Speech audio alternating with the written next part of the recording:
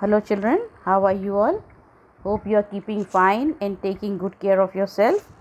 Children, we have already done in your geography class non conventional source of energy, and you have already done the exercise also that we had discussed in your Zoom class last time. And now, children, we are going to the next chapter, that is chapter number 13, insulation. Now, children, in this chapter, first of all, I will tell you the meaning and then radiation, type of radiation. Children, whatever the slide I am showing, it may not go with your book in serial order, but everything is from your book only, and you will find this slide very helpful to understand your chapter. So, children, first of all, what is the meaning of insolation? That is incoming solar radiation. The sun continuously radiates heat and light, you all know that, and in all direction. It is known as solar radiation.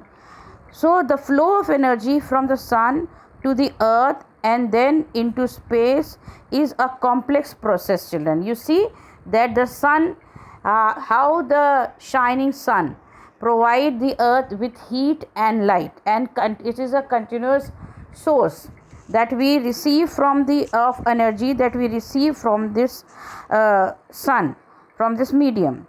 This involves energy transmission, storage and transport. Now the energy transmission is in the form of radiation. The heat and light is radiated from the sun, whereas energy storage and transport occurs in the form of heat in the atmosphere. Now there are many factors, children, that are responsible for the radiation. Children, the type of radiation I will tell you later on, which are insolation and terrestrial radiation. Now, children, but the factor you will see on your next page, that is page number 100, you will see the factor that are affecting the distribution of radiation.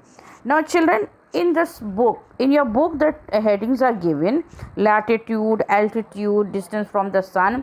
This all we will read, but before that I want to explain you with a simple slide, with the help of the slide, which is very easy to understand. Now you see here that the factor that is affecting the insulation, the first and very important is the type of surface. Now the sun rays is falling on the entire surface of the earth. Now surfaces are of different types. Now you see the dark surface is there and light surface of there. So now dark surface receives more energy from the sun, whereas the light surface receives the less.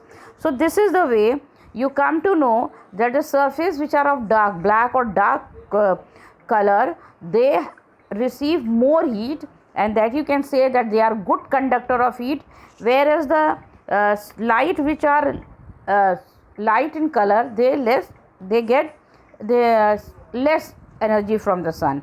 In the same way, see here they are again telling you type of surface that the earth receives the heat of the sun quickly, whereas the water receives less energy from the sun, or it is heated up slowly, whereas the earth get heated up very quickly. That you must have already learned in the lesson when you have done the sea breeze and land breeze. In that you will come to know that earth get heated up very quickly, whereas the water surface or open water area bodies, they get heated up very slowly. So this is the way. The next type of surface that I have shown you is that there is this earth receive heat more faster than the water. Now children, next we are going to show you the slide. I hope you have understood this slide. Now here again they are showing you the water bodies. Here you have seen in your book it is written distance from the sun. Now even the water bodies, the sun rays passes through water to a great depth. Water is mobile, and the warm water mixes easily with the cold water. Because of this reason, the water is neither heated nor cooled quickly. However, the sun rays heat a piece of land more rapidly. That I have told you just now. The land receives is heated up more rapidly, because unlike water, the heat obtained by the area remain confined to that area. Because they want to tell you, they are explaining you that because water is moving, so water will not get heated up so quickly, because water, once they are heated up, they move and then they mix with cold water, so they are not heated so quickly. But when we talk about the land area, then what happens, they are continuously receiving the heat of the sun, and they are in their own confined area, they are not moving here and there. That is why they get heated up very quickly. So that means the earth get heated or cooled more quickly than the water.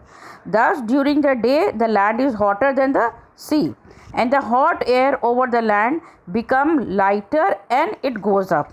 This creates low pressure in this area. Now the air above the sea is cooler during this time. This same goes with the land breeze and sea breeze. So children, such cool breeze above the that blow over the earth is known as sea breeze. This sea breeze cools the coastal area. This, I think, children, you all know very well. So you just read this portion. There is no need of more explanation on this. So children, next slide I will show you.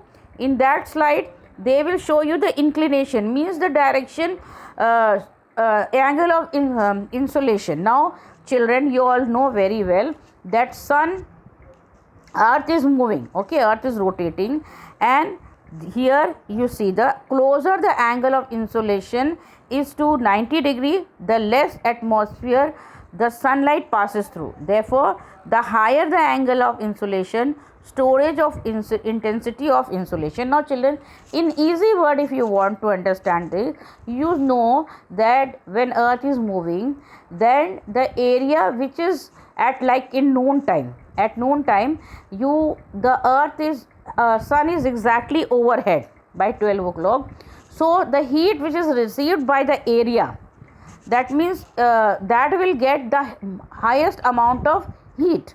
But as the area which is inclined, when slanting sunlight, we get slanting sunlight. Here you can see with the help of diagram, one side where they are using a pen or something like that, and the same thing you can see in the small slide, children, they are telling you with the sun. Now children, you see that earth is moving, okay.